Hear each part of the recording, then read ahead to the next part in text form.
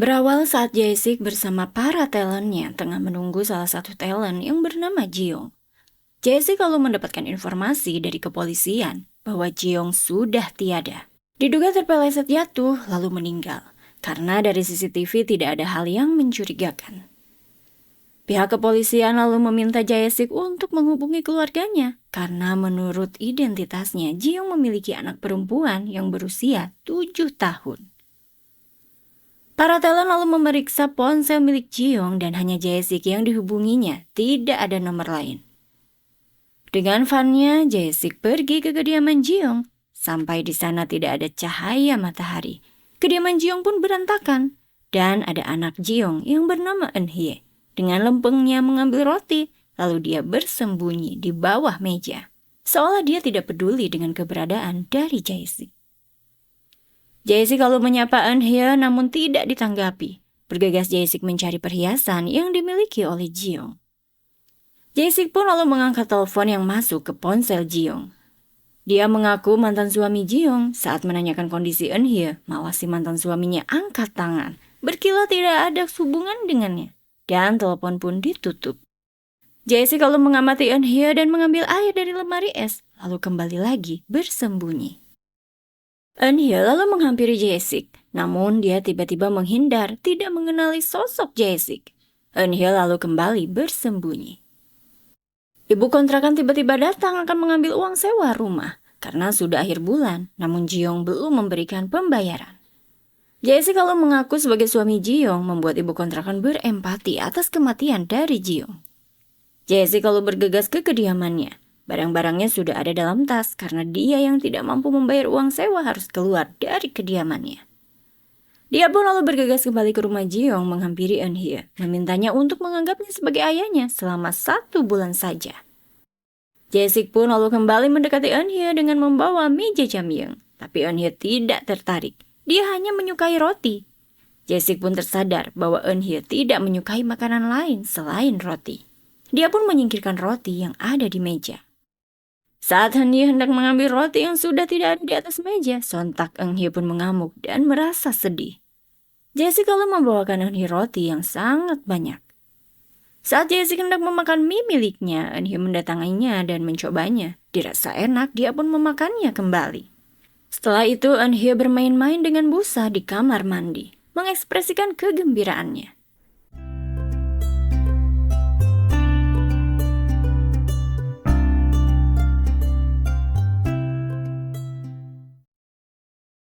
Ibu kontrakan lalu menghubungi Jae-sik meminta kunci PIN rumah sewanya karena akan membersihkannya, mengingat akan ada makelar yang datang untuk memeriksa rumahnya. Jae-sik pun beralasan sedang di luar rumah. Langsung meminta Eun-hye untuk berganti pakaian, namun Eun-hye yang menolak terpaksa Jae-sik pergi meninggalkan Eun-hye. Sampai di luar, ponsel Jae-sik tertinggal, dia pun bergegas kembali. Dan sudah ada ibu kontrakan bersama temannya di depan pintu rumah Jiyoung. Jae-sik pun lalu menyuruhnya untuk masuk ke dalam. Dan saat masuk menyengat bau yang amat tak sedap. Ibu kontrakan lalu meminta teman-temannya untuk memaklumi karena Jae-sik hidup berdua dengan anaknya. Ibu kontrakan lalu melihat Eun-hye seperti tidak terurus. Dia lalu menegur Jae-sik agar lebih memperhatikan Eun-hye, seperti memandikannya agar terurus. Jae-sik yang membujuk Eun-hye untuk mandi mendengar percakapan ibu kontrakan dengan temannya. Teman ibu kontrakan mengira sepertinya Jae-sik bukanlah ayah biologis dari Eun-hye, karena tidak terlihat chemistry dengan Eun-hye. Dia lalu menduga Jae-sik hanya berpura-pura menjadi ayah Eun-hye untuk mendapatkan tunjangan cacat atas kematian dari Jiyoung. Ibu kontrakan melihat ada yang tidak beres langsung memergoki Jae-sik yang belum berhasil memandikan Eun-hye. Ibu kontrakan pun lalu mengajari cara memandikan dari Eun-hye. Malam hari, Eun-hye tiba-tiba menangis dan mendekati Jae-sik. Jae-sik yang mengetahui Eun-hye tidak enak badan langsung membawanya ke rumah sakit. Saat kondisi badan Eun-hye membaik, Jae-sik lalu menemaninya ke sekolah berkebutuhan khusus. Karena saat pembelajaran berlangsung, Eun-hye pun gaduh. Jae-sik pun lalu ke ruang konseling. Dijelaskan bahwa tunanetra rungu tidak termasuk dalam kategori disabilitas nasional. Eun-hye termasuk cacat penglihatan atau cacat pendengaran untuk mengikuti kelas. Dia tidak bisa bersekolah di sini dan disarankan bisa mengambil kelas reguler. Namun kebingungan terjadi saat Jae-sik menjelaskan bahwa Eun-hye tidak bisa melihat bahasa isyarat atau mendengarkan gurunya. Di rumah, Jae-sik mengajarkan Eun-hye mengeja dengan huruf balok. Eun-hye terlihat sangat antusias dan juga senang.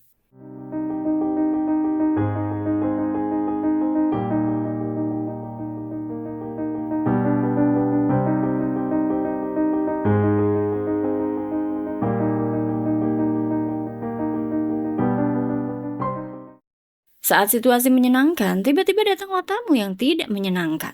Mereka adalah debt collector yang akan menyita semua barang milik Jiyoung. Di mobil van-nya, para talenta mengira Jae-sik bertingkah aneh akhir-akhir ini dan sangat terlihat kalut.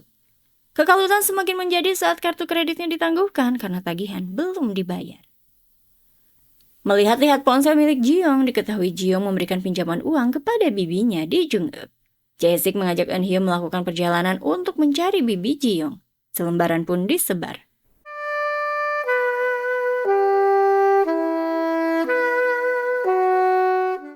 Jae-sik kehilangan Eun-hye. Tak lama ada yang memanggilnya. Ternyata Eun-hye sedang makan bersama Bapak Parubaya pemilik ladang di situ. Dia pun diajak makan bersama. Bapak Parubaya itu lalu menawarkan penginapan komunitas untuk Jae-sik dan juga Eun-hye agar beristirahat. Hanya saja Jae-sik harus membantu pekerjaannya terlebih dahulu.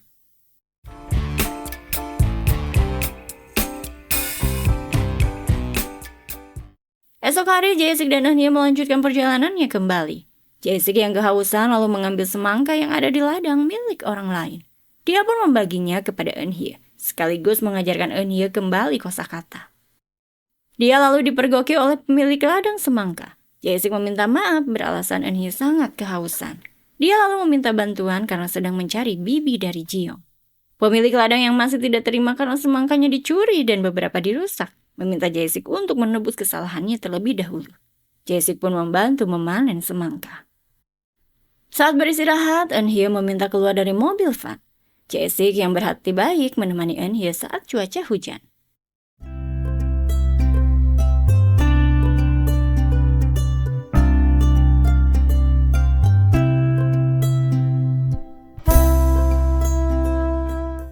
Kembali melanjutkan bermain di dalam mobil van-nya. Ada orang yang mengutuk van-nya. Jae-sik dan Eun-hye diajak untuk makan malam bersama keluarga pemilik ladang semangka. Saat Eun-hye tertidur lelap, Jae-sik mulai menyayanginya. Mendapati kabar dari teman Jiyoung bahwa bibi Jiyoung adalah seorang penipu di desanya, dia meminjam uang ke sana kemari, termasuk kepada Jiyoung, lalu kabur dengan uang itu. Jae-sik kalau menghampiri bapak pemilik ladang semangka yang pergi begitu saja seperti tidak mengenalinya. Padahal baru tadi malam makan bersama dengannya. Jae-sik pun lalu menemui pemilik ladang semangka. Dia meminta pekerjaan sebagai buruh tani untuk menyambung hidup. Dia juga meminta untuk diizinkan menginap di pondok tamu. Pemilik ladang menyambut baik keinginan dari Jae-sik. Mereka pun terlihat semakin akrab.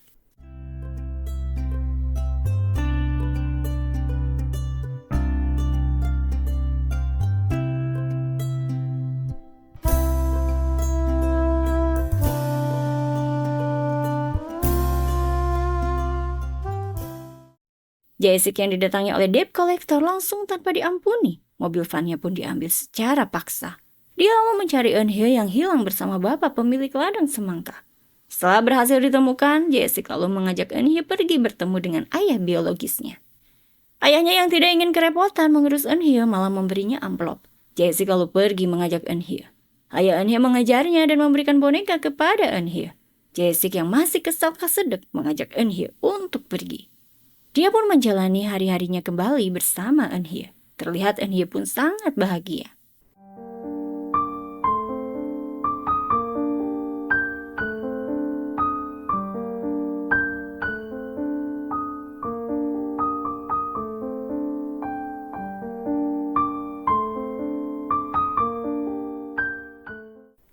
Jae-sik mengajak Eun-hye ke panti asuhan. Dia berharap Eun-hye mendapatkan kehidupan yang lebih baik. Untuk terakhir kali, Jae-sik memberi Eun-hye roti makanan favorit dari Eun-hye. Eun-hye sangat senang dan juga bahagia. Jae-sik pun lalu berpamitan, namun Eun-hye tidak dapat mendengarnya. Lama-kelamaan Eun-hye merasa kehilangan sosok Jae-sik. Dia pun mencari Jae-sik. Eun-hye mulai kehilangan kendalinya, merasakan kesedihan dan tahu bahwa dia telah ditinggalkan oleh Jae-sik. Jae-sik pun lalu menghampiri Eun-hye dan menghapus air mata dari Eun-hye. Eun-hye memperlihatkan kemampuan mengejanya kepada Jae-sik, di mana dia bilang menangis, seolah tengah mengatakan luapan isi hatinya. Eun-hye kembali menulis ejaannya di telapak tangan Jae-sik dengan tulisan, apa? Bahwa Eun-hye sudah menganggap Jae-sik adalah ayahnya. Segera Jae-sik memeluknya, membuat Eun-hye merasa tenang. Dan pelukan tersebut menjadi akhir dari drama You Are So Precious to Me. Kasih sayang dapat diberikan tidak hanya kepada anak biologis. Dengan kasih sayang yang diberikan dapat membantu anak merasa diterima, dicintai, dan juga dihargai. Terima kasih untuk yang sudah mantengin suara Cece sampai drama ini berakhir. Cece undur diri dulu. Bye!